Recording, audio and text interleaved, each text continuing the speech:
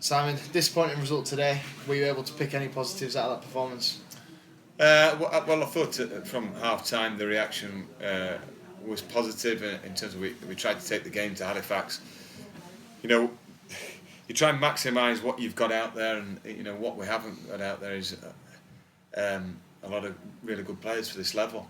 Lloyd Kerry, Andy Tanodge, Liam Agnew, Simon Ainge got injured, Lewis Turner, Dominic Knowles. It's a huge list for a team at this level, and if the shoe was on the other foot, I think Halifax might struggle against our strongest 11. It is what it is. It's been this season summed up really. Another injury, a soft goal, and not taking chances when we're on top. Well, you talk about injuries. Aggers has pulled out reasonably late on. He's been struggling for a couple of weeks, missed out on Saturday.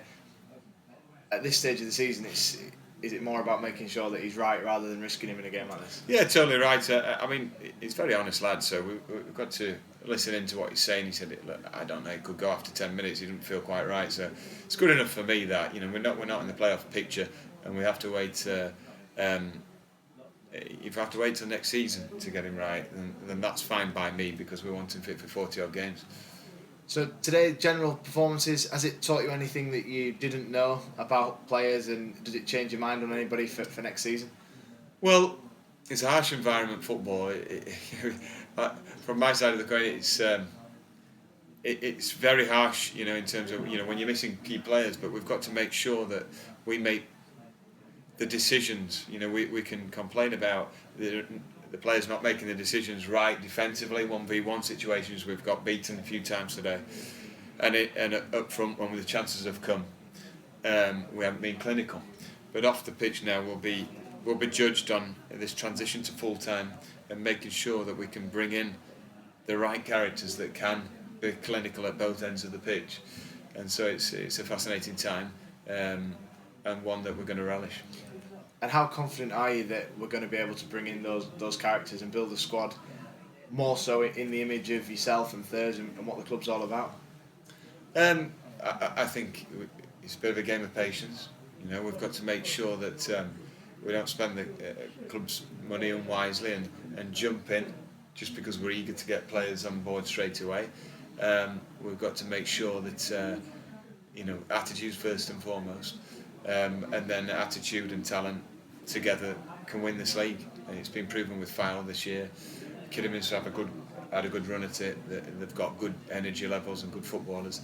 And we need not as much fragility as well, body-wise. We've had unbelievable injury count.